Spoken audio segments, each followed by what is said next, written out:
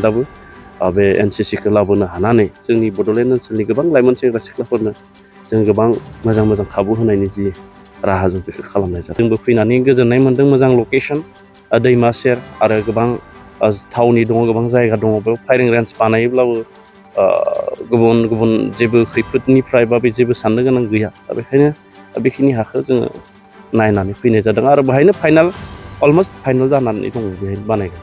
जोंनि बड'लेण्ड ओनसोलनि थाखाय जोबोद गोजोनथाव खौरां।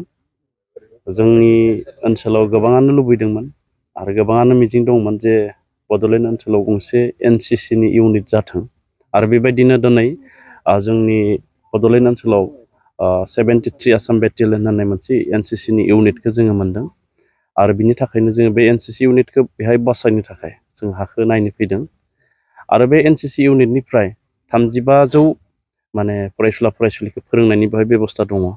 आं सान्दों बेखिना जिहेतु सिदा केपासिटि दङ, बे हिसाबै जोंनि बिटिआर ओनसोलनि हायार सेकेन्डारिनिफ्राय लानानै कलेजसिम जिखिना दङ गासैयावबो जोङो बे NCCनि फोरोंनायनि खाबु बेखौ जोङो होनो हागोन।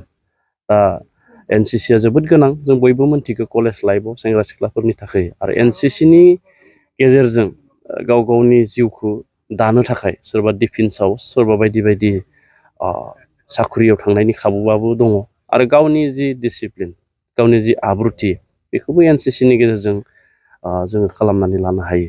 दा बेखायनो जोंनि बड'लेण्ड ओनसोलनि थाखाय जोबोद गोग्गाथाव आरो गोजोनथाव खौरां। जोंनि बड'लेण्ड ओनसोला जिहेतु गुबुन बिथिङावबो मोनसेनि उनाव मोनसे जौगालांदों, थिग बिदिनो जोंनि गेलेमु आरो लाइमोन अनसाय बिफाना एबा स्पर्ट्स एन्ड इउथ वेलफेयार डिपार्टमेन्टआबो बे NCCखौ लाबोनो हानानै जोंनि बड'लेण्ड ओनसोलनि गोबां लाइमोन सेंग्रा सिख्लाफोरनो जों गोबां मोजां खाबु होनायनि जि राहा जों बेखौ खालामनाय जादों।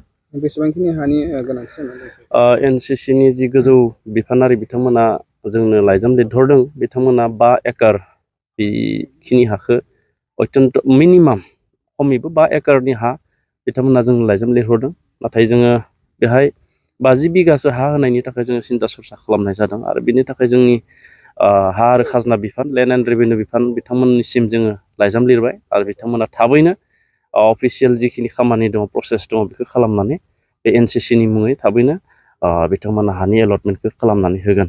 ओरैनो जोंनि बे NCC इउनिटआ फैबाय थानाय सेप्तेम्बर दाननि गेजेरावनो खामानिखौ मावजेननो नागिरदों। दा बेखायनो जोङो जिहेथु बाहाय गोदानहै इनफ्रास्ट्राक्चार बानायनायाव सम लागोन, दा बेखायनो जोङो मोनसे थावनिखौ जोङो थिग खालामदों जाहाथे बिथांमोना बेहाय थानानै सेप्तेम्बर दाननि गेजेरावनो जोंनि बड'लेण्ड ओनसोलाव NCCनि जि खामानि बेखौ जाहाथे मावफुंनो हायो, बिनि थाखाय जोङो बेनि राहाखौ खालामनाय जादों। मा जायगा? नैबे बनरगाव खाग्राबारि बे ओनसोल आरो बे ओनसोलनि रायजो राजाफ्रा बे हाखौ देखायनानै होदों आरो जोंबो फैनानै गोजोननाय मोन्दों, मोजां लकेसन, दैमा सेर आरो गोबां थावनि दङ, गोबां जायगा दङ। बेयाव फायारिं रेन्ज बानायोब्लाबो गुबुन जेबो खैफोदनिफ्राय बा जेबो साननो गोनां गैया। दा बेखायनो बेखिनि हाखौ जोङो नायनानै फैनाय जादों आरो बेहायनो अलमस्ट फाइनाल जानानै दङ, बेहायनो बानायगोन। मोनसे गोजोनथाव खौरां, BA सेथि सेमिस्टारनि थाखाय गसाइगावनि जारागुरि गबिन्द बसुमतारी कलेजाव मुं थिसननाय हाबाफारिया सोलिगासिनो दं। गिबि 100 फरायसाफोरनि थाखाय स्पेशेल अफार आरो गुबुन रोखोमनि बेसेन नाङै क्लासनि सुबिदा होनानै मुं थिसननाय हाबाफारिया सोलिगासिनो दं।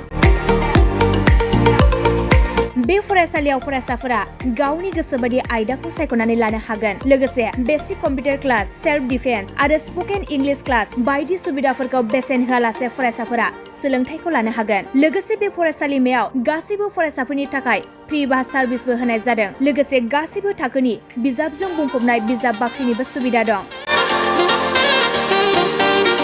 आरो बे खेबनिफ्राय एग्जाम सेन्टार हिसाबै फरायसाफोरा गावनिनो आंगो गबिन्द बसुमतारी फरायसालिमायावनो आनजाद होनो हागोन। बिनिखायनो गासैबो जौसिन फरायसालिनिफ्राय उथ्रिसारनाय फरायसाफोरखौ गबिन्द बसुमतारी फरायसालिमायाव खम बेसेनावनो एडमिसन लानानै गोबां सुबिदाफोरनि खाबु लानो हागोन। बांसिनै मिन्थिनो थाखाय 9101784754 7002 71929 97066808878 नम्बराव नोंथांमोना खौरां लानो हागोन।